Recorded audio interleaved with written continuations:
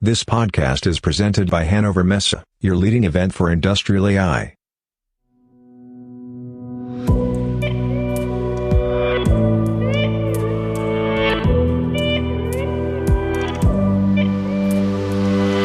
Hi there, welcome to a new episode of the Industrial AI Podcast. My name is Peter Seeberg and I'm your host. My guest today is Mehmet Mercangöz. I hope I pronounced that correctly.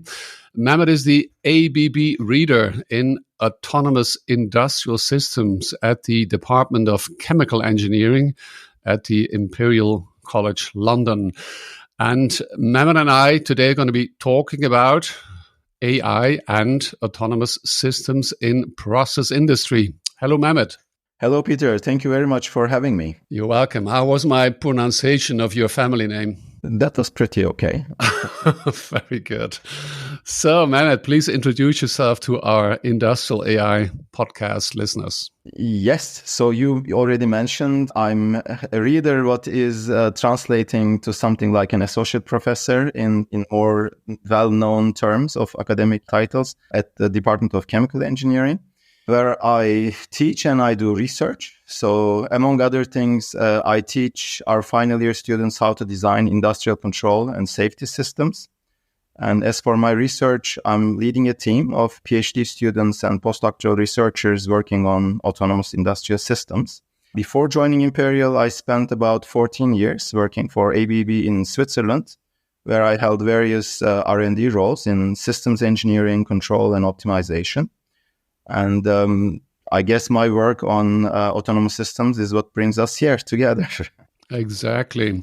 As I was preparing, I looked at, actually, it was one of your falls, I believe, Imperial College London. I wasn't aware, but when I looked, because you had this image south of Hyde Park, right, Kensington, and the reason I say so, it's in the direct vicinity, right, of Harrods. I saw that there's a Princess Diana Memorial there as well. I wasn't aware, because the reason I say so, that during the 90s, I spent considerable time around that area. It was related to Intel, and I had very good memories, actually, having numerous walks in the park. And you are based exactly south of the park, I believe, right?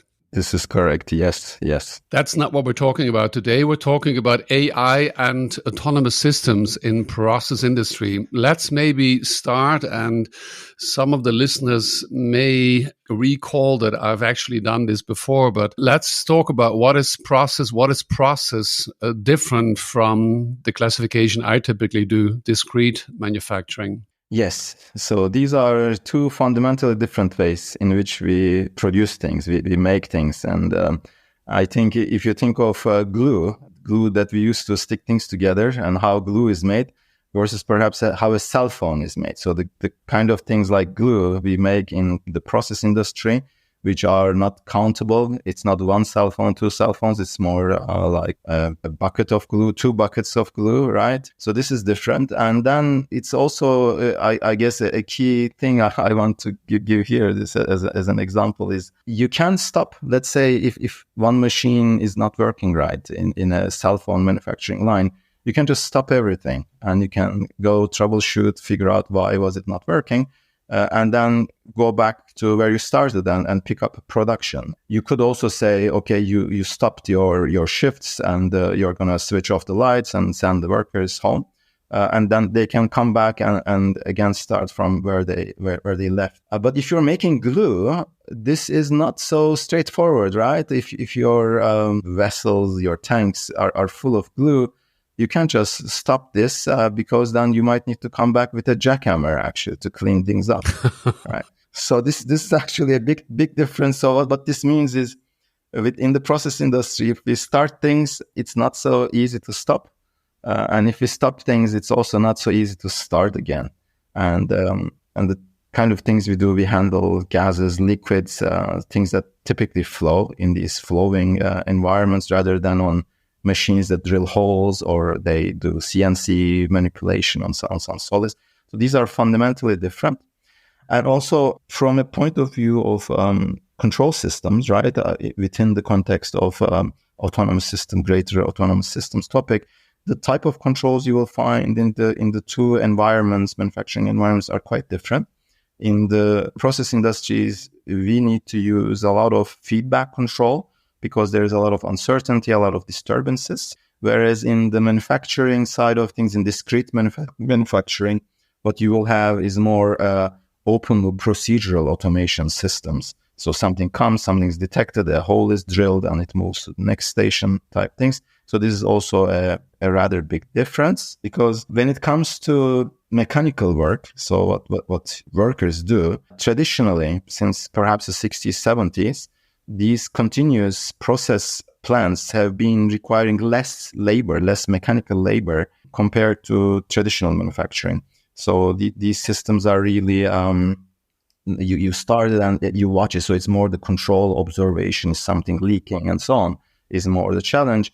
Whereas in discrete manufacturing, there has been quite a bit of humans putting things together, which of course led to also an interest of robots, right? So you might find a lot of robots today that are replacing this kind of manual work in these discrete manufacturing installations, but not so much in a continuous process plant, because you don't need these robots as it is for normal operation.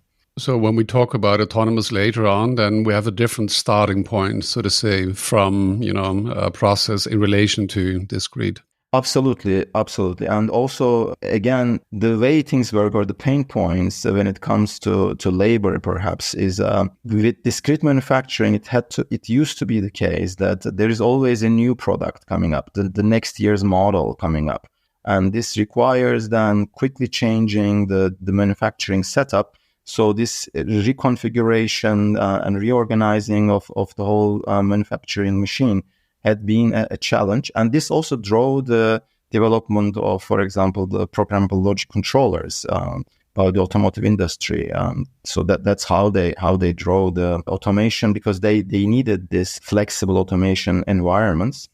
Whereas for the process plants, when we build them, they continue making glue or sulfuric acid or fertilizers and so on for very long periods of time. They don't need to make the next year's fertilizers, let's say. Exactly right. I recall from my last job before I became an individual contributor consultant, that was at Softing. And actually, I was a market segment manager, and I was in charge of the discrete. And Thomas Hills, Thomas, if you're listening, regards from me here right now. You were in charge of process. And Thomas and I, we made the border between discrete and process.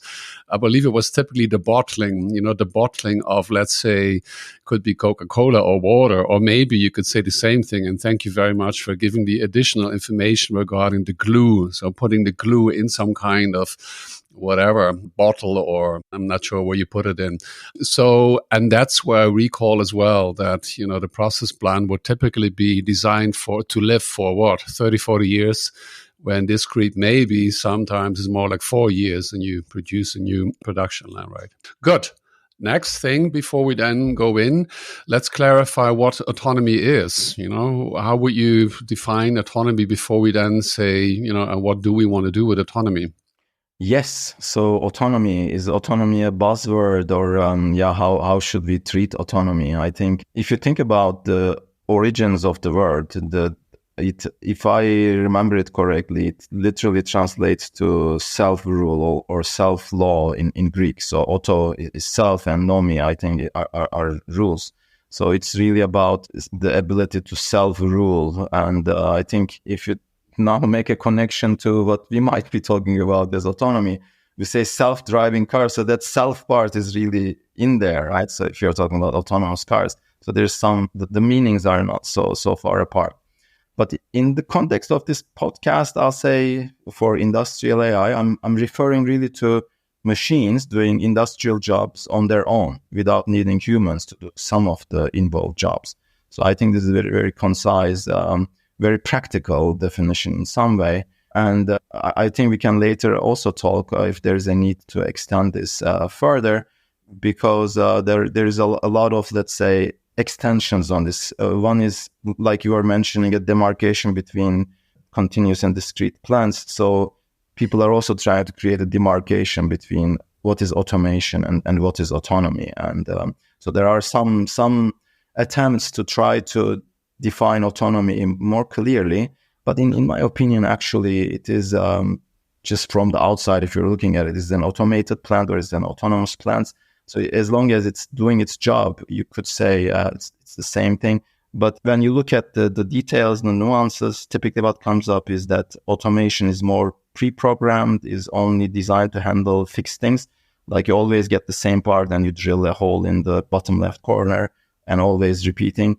Versus if you get something that's an odd shape and the machine needs to decide actually where it should drill the hole, right? So these kind of advances, or when you start using AI algorithms instead of basic control rules, then perhaps you say, okay, now we are venturing into autonomous systems from automation. But I mean, these we can discuss depending on how you would like to take it. Yeah. Right. Well, what I've typically been saying, and it is then typically related to more the philosophical, before that is like when we get into autonomous weapons, right? And then people are really scared. And my point has always been, weapons, or in machines, and we'll talk about that today, plans autonomous from the point where the human has, clicked a button, so to say, put the production line, the process line into an autonomous state. And same thing with weapons, which we're not talking about today. Always say, machines or weapons or whatever, they cannot decide to not go to work today, to not do what they're supposed to do. A human needs to initiate. That's for me, but that's what I'm interested in your view on that. The human needs to put something into motion, so to say, push a button, the famous red button, if we talk about weapons, which we don't want to really get into. And then from a state of autonomy, then we say, okay, now the machine, the plant, the whatever, the car is autonomous, as you say, is self-ruling. Yes, right. I mean, I think this self-rule is quite a scary concept. So we really don't want that, right? I mean, we want these machines really to work for us. I mean, we don't want them to start doing the things that they want to. So which also actually brings up an important aspect, because we want these machines to do what we want, right? So at least there has to be one interface, like you said, okay, put it in autonomous mode, or a passenger getting into a driverless car saying, okay, I want to go to point B from where we are from point A. So at least there has to be that interaction where we tell these machines, okay, what we would like them to do. But I think maybe we will touch it again later, is I envision there will be also more touch points. So this doesn't mean that an autonomous system works in isolation without any humans. So in various settings, it could very well be that you have a collaborative setting, that you have a truly autonomous system that is doing its own job, but this job is somehow related to the job of someone else next door, which is a human being actually, or a human being perhaps assisted by some kind of AI technology. But nevertheless, we need to handle also those interactions. So it's really, it's not that autonomous system doesn't mean no humans, not necessarily. Very good. Yes, we will talk about that. So then, next thing, going into the topic, why at all? And you kind of maybe made already a suggestion. Why at all would we then be interested in autonomous industrial systems? Yes. So I think maybe looking at it from the perspective of the process plants, right? I said I'm working on process systems, so it's chemical engineering, right? So. And I don't want to make it look like a selfish point, but what we are making in these process industries are really critical for the functioning of the modern civilization. So it's not really the newest sport car or the newest cell phone. So we are talking about really making fertilizers, medicine, food. So modern society really needs these process plants to function. And luckily, when we had the COVID-19 pandemic, we didn't need to worry about these plants functioning, because we already had a pretty good basis of automation where a smaller core crew could actually go to these plants and keep them operational. So we didn't have to suffer from these plants not running. But it appears that we are moving towards a future where employment preferences are changing. We also have a demographic shift, particularly in the developed countries. And these countries, I think, are now also including countries like China, where the demographics are shifting towards an aging population. So that core crew where you have these expert operators and so on are retiring. And we don't have as many young people who are interested in actually going and working in these installations. Sometimes these are remote installations. Maybe it's not attractive. So there are various reasons we see this students not studying as much engineering or technical jobs. So we have actually an acute risk. If we don't tackle this, we might find ourselves in a position where we don't have any more those core crews or in the same numbers as we do today that can really operate these plants, making these really important ingredients for our society to function. So that's why we need to find ways of being able to run these industrial plants without relying as much as we do today on human input. So that's one reason why I say why autonomous industrial systems. There are two other, I'll say, important points. So the first one out of these is also the reason why perhaps I'm funded to do this research and why industry is so interested. And it is really about improving efficiency. So there are industries looking into autonomous technologies as a way to build better systems. So in process industries, typically people point out that operator error is a major source of unplanned outages. And an unplanned outage in the type of plant that I mentioned, right? You cannot stop it when you want, or you cannot start it as easily if you stopped it. It means that if you have an outage, you actually have a plant not running for some time. And that means a very large capital investment that was made is not actually earning money. It's standing still. So this is very undesirable. So now these companies are looking into autonomous systems as artificial intelligent operators, which won't make the same mistakes that our operators do. So this can be perhaps unjustified, actually, position for operators, because most of the time you say operator error, but it's actually due to the way things were set up. There was an alarm missing, or because the operator was tired, and maybe the way the screens were set up. So it was not thought out about how that was going to go, and then operator makes a mistake. I mean, you might have seen the Chernobyl show, right? In some years ago, there was this very interesting show about similar. Yeah, right. So it's a very, very clear case of operator error leading to disaster. Yeah, I mean, I think in general we say wherever people work, mistakes, errors are being made. I think what you're saying is like, if the error is being made by the operator in a plant, it's a huge impact. That's maybe a difference, right? Indeed. So this is perhaps also some similarities with self-driving cars. So there is hope that self-driving cars will reduce the accidents, the road accidents that we have. And is this going to be the case? I believe that it's going to be the case. In the end, these machines, they have their attention span that doesn't depend on personal issues or being tired or not. So it's extremely consistent. And if also a bit advances in artificial intelligence, which can then be infused into these systems, you can also say they will be smarter. So they'll take smarter decisions, which will then lead to improved productivity, reduced waste, and reduced energy consumption. And so that's the reason why industry is looking today at autonomous systems, perhaps not as much as this shortage of labor, which I think also will be important.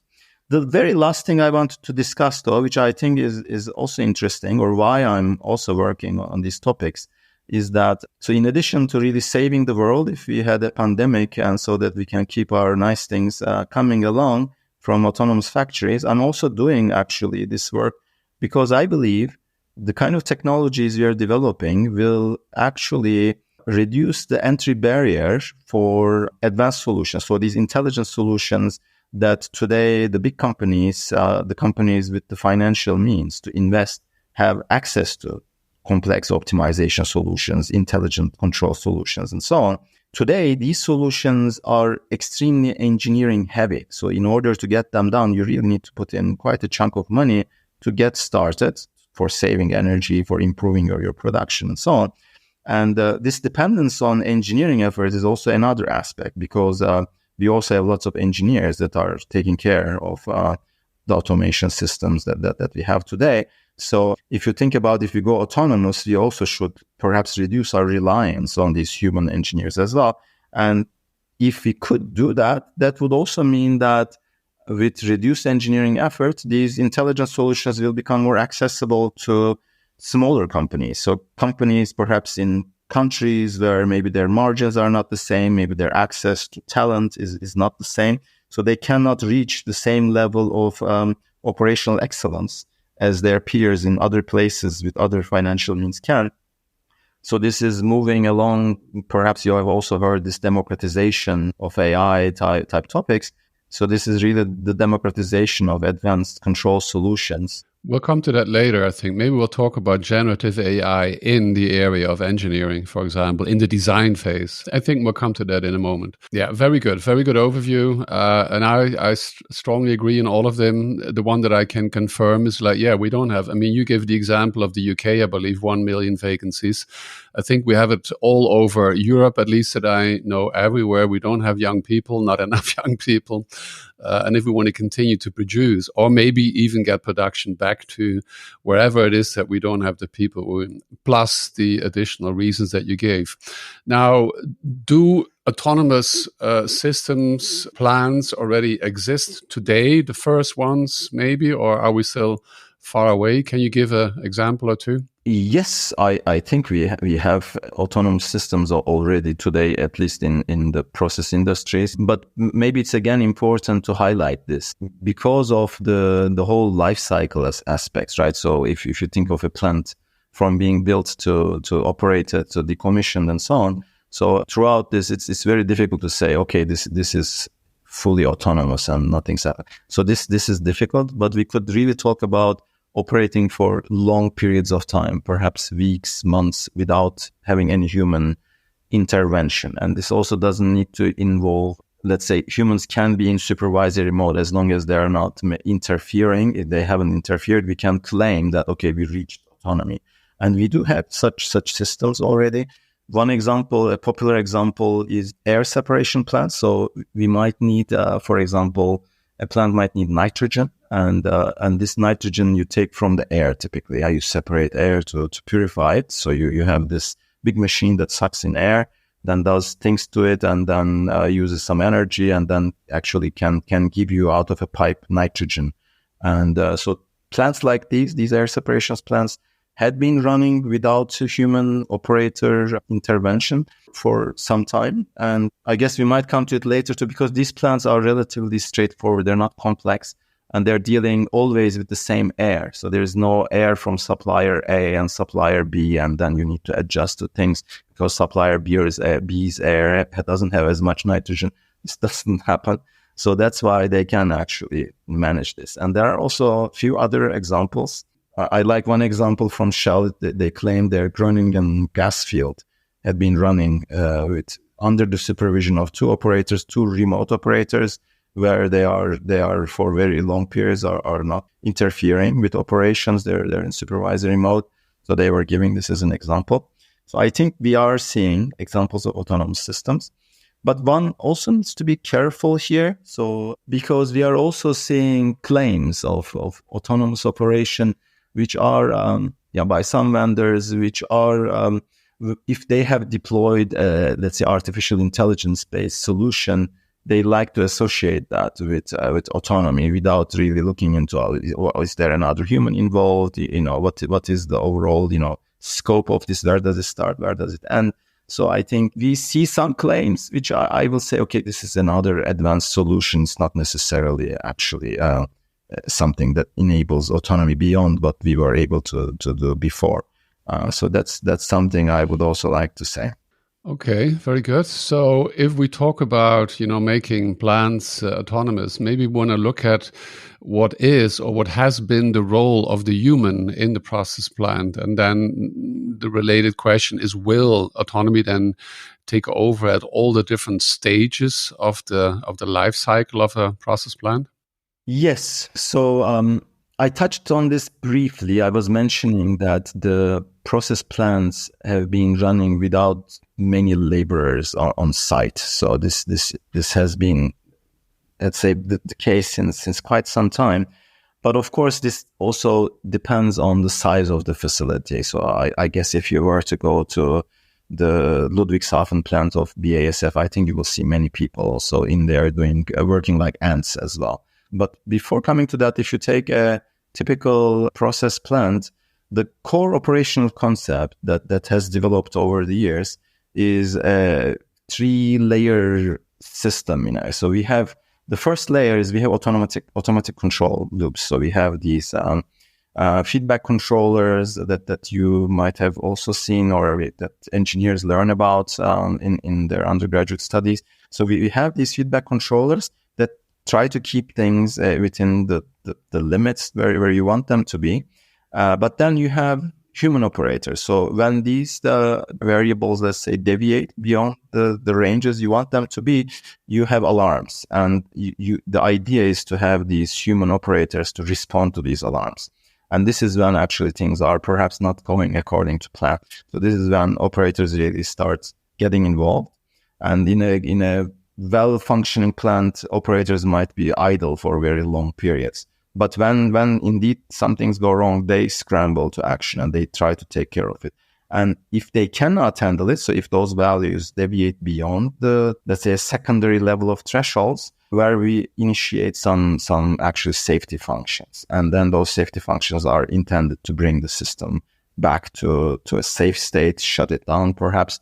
And this is how chemical plants operate today, or process plants operate today. So it's really these 3 tiers. And it's the operators which bridge these 2 layers of automated systems. And they take care of things by taking manual action, by really deciding on what to do. So this is a key dependence on humans as far as running these plants go.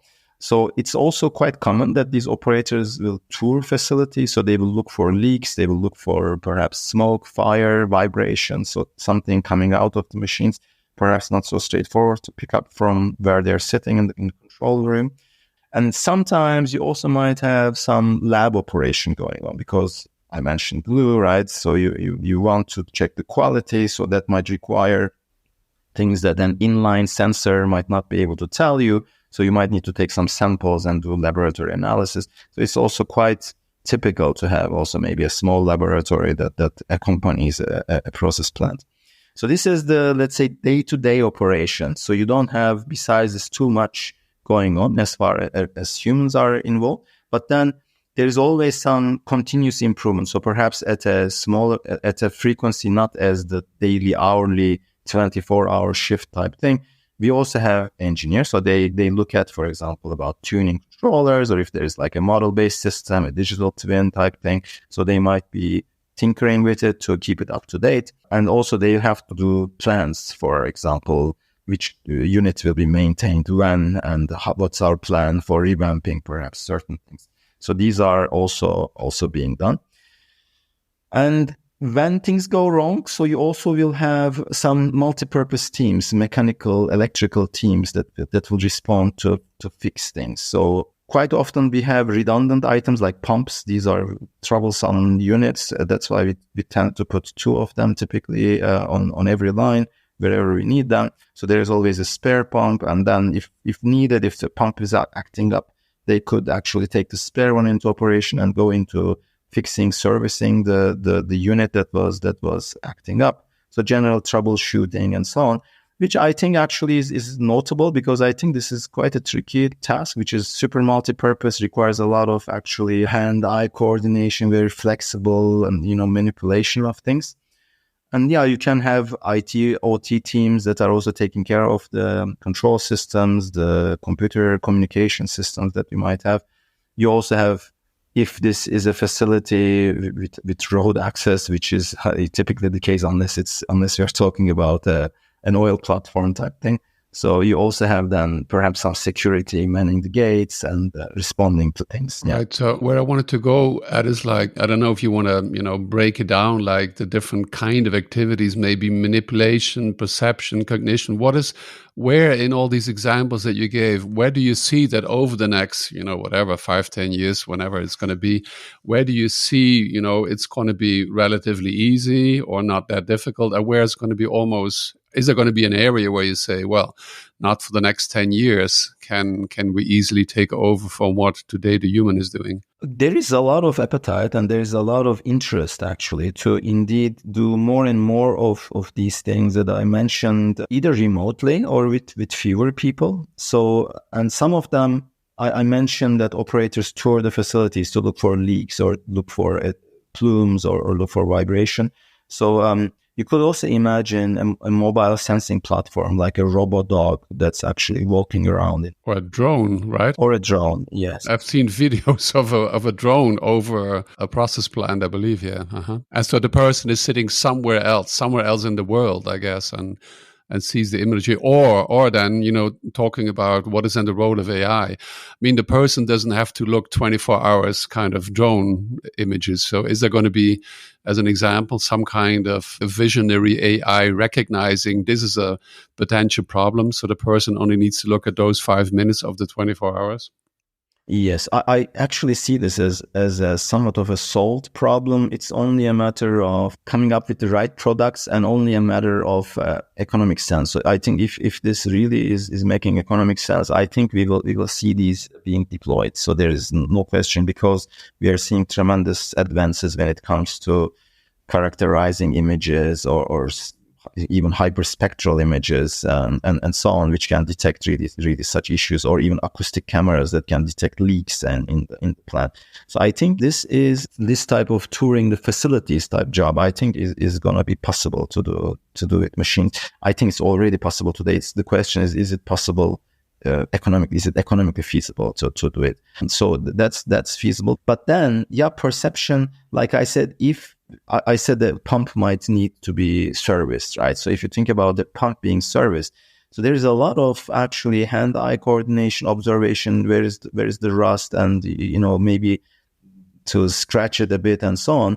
So this brings up then to, I said you don't find many robots in process plants, but in the future it could be that you can say, okay, we can have a robot that's doing a similar job. There, I'm a little hesitant. So I think the things that today the mechanics or electrical technicians are doing is quite complex for a single machine to do. So you might need really many actuators, many manipulators on these robots to do, jack of all trades, everything, which can then increase the cost and also sometimes the payload of moving. So if you have two people there, they can actually move a pump. But maybe if you want to do the same with a robot, you need actually a much more stronger, perhaps with a fixed basis kind of thing, which then increases the cost pretty strongly. So I see both economic but also technical challenges today. I find this fascinating, that how fast the developments in AI are able to do things that we tend to do with our brains. So it seems like AI is getting pretty good at doing things that we do with our brains. But these fine hand-eye coordination, manipulation seems to be actually turning out to be more challenging for various reasons. Is it the Moravec paradox? Is that how it's called? So it could very well, I should read about it, because I find it fascinating, I must say, because it's also for arrogant humans that are proud of their intelligent brains.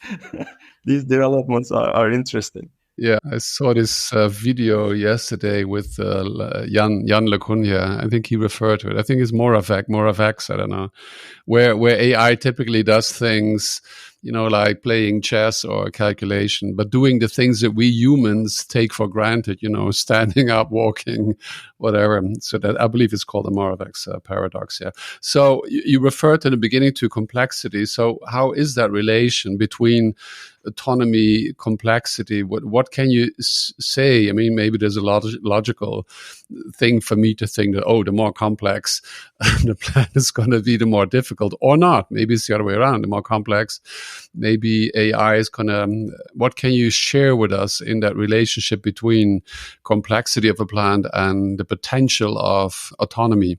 Yes, I think the more complex plant is more difficult to make autonomous. So that was my position on that. And I must say, I mean, the reason I also bring that up is this complexity sometimes is unavoidable, but sometimes it's a choice. So we actually decide to build complex plants because they are more efficient, or they cost less, or let's say the product they will produce will cost less, because we created a huge connection of things which are very efficient, but also highly complex to troubleshoot or to fix.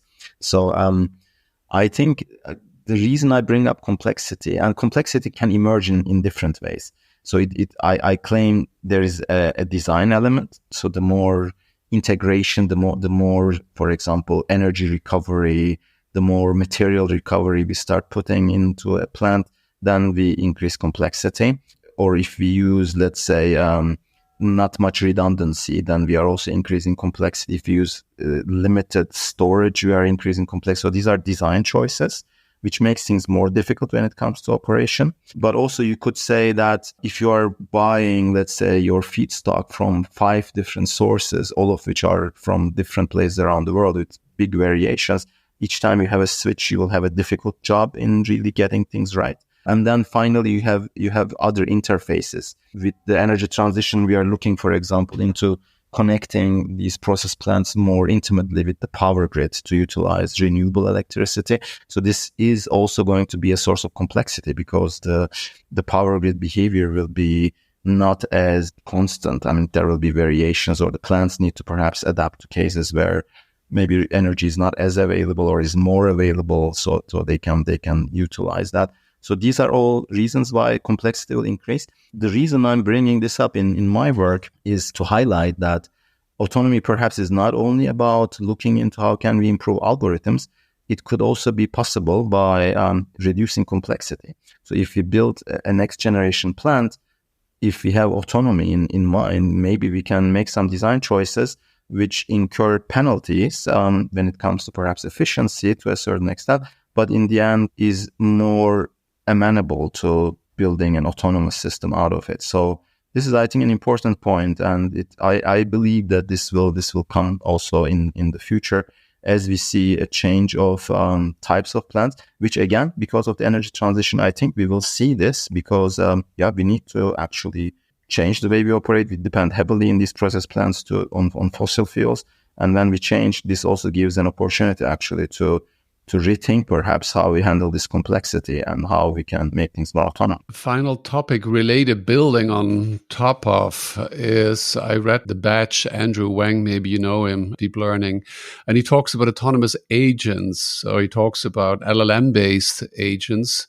that autonomously plan, execute sequences. And why I bring it up is that he has somewhere, he says, it's cheap to fetch a web page.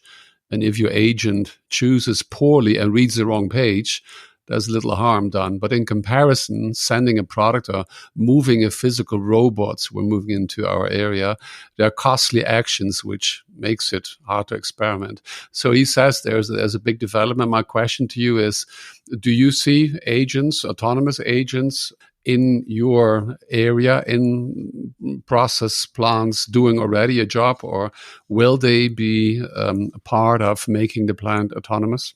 I think this depends to a certain extent on the definition of the agent or what we understand of an agent, but I think so, because one thing is I expect that we will tackle this problem by breaking a big problem into smaller chunks and assigning expert agents, let's say, that are okay, perhaps I should use also the word expert carefully here. It's specialized agents that are tackling those specific jobs. And as I was mentioning, it is easier to define autonomy if we say, okay, this task is being done by this agent and it doesn't need human supervision. It's actually also simpler to say, okay, this is now autonomous and this is not. And the approach that we use to deploy control systems, and the control system environments are called distributed control systems also for process plants. And even though some might say, okay, these are actually monolithic centralized systems, the way we realize this we have these controllers actually, and the control loops and so on are control loops which can run on their own. And I think this also is a good hint that building distributed systems, agents that are together tackling issues. For example, you can think of an agent that's a controller tuning agent, or you can think of an agent that is a flame detection agent somewhere, or fire detection agent, right? So and when you combine them all together, they will be doing the job that we have operators doing today. So that's why I think this approach of agents is the right way. I also, whenever we are using a machine learning algorithm or AI algorithm as part of these, I like to refer to them as the agent, and I think that's a good way to also maybe make the distinction what we are trying to do here. Okay, thank you. Coming to a close, we need to tell us a little bit more about your Autonomous Industrial Systems Lab, as I believe it's called, at the Imperial College. And I believe you also have the Sargent Center for PSE, Process System Engineering. What is it that you do, and what listeners might be interested in? What, are they typically maybe bachelor, master, PhD students, or? So Sargent Center for Process Systems Engineering is one of the well-known and also one of the largest group of process systems engineers coming together. And here, the keyword is systems, really, and we really need to look at things in the wider scale of how they connect, how are the interface, how can we model, how can we optimize actually the way they work. So it's beyond autonomy. In that case, all the academics working in Sargent Center or associated with Sargent Center, they look at many different things, from design of molecules, even not only the design of plants, all the way to designing supply chains or optimizing supply chains so that we have more resilient structures. In my research lab, so which we call Autonomous Industrial Systems Lab, what are we doing? So we are working on developing new methods which can be used for building these kind of autonomous agents that we spoke about. Our focus is primarily on decision-making applications. So really where the agents actually implement actions on plants, not just, making some analysis. This is really, we are looking into closing the loop. So one track we have there is on what we call safe optimization. So in the automation layer, we have a layer which we call real-time optimization that picks operating points for these process plants. So we are trying to build agents which can actually make these decisions completely on their own by probing the plant. And this case, really, it's not a simulation. They can work on the real plant and collect information as they also optimize. And we want to make sure that this process happens in a safe way. So we are trying to build these approaches where we can enforce constraints with a certain probability, and looking into things of how we can reduce the computational demands of such methods, because you need to keep building, retraining machine learning models, and also how we can infuse existing engineering knowledge into such algorithms. So that's one track we have for research. Another track we have is on adversarial optimization. So here we are trying to use adversarial methods for, again, picking operating points which are more tolerant to things going wrong. So in the end, really ties into how can we make these intelligent systems more dependable, more safe? Because that's going to be the biggest hurdle to convince really the end users to say, look, this approach will be a safe approach, it's a trustworthy approach. So these are things how we are trying to address. And along with this, we are trying to build training and test environments for collaborative systems. I think this can be something interesting. If you think of autonomous driving applications, there, when they are testing their algorithms, they have to represent cars driven by human drivers. So they have to have cars because they have to do the case where their autonomous car is approaching an intersection, it's going to make a left turn, and there are cars driven by humans. And in a simulation, they are doing this. So in the simulation, they have to find a way to represent how a real human being is going to do the driving. And I mentioned we might have this collaborative case where one autonomous algorithm might be working alongside some human operator. So in this case, again, if you want to build a similar simulation environment, we need to simulate how the human operator actually behaves. So here, for example, we have used stochastic finite state machines to capture how actually a human operator might react to situations. And we are really trying to capture this partial unpredictability of how the human might be reacting. So if we then use this to train intelligent agents, they will know how to recognize what is actually the human doing, or what should I expect the human to do.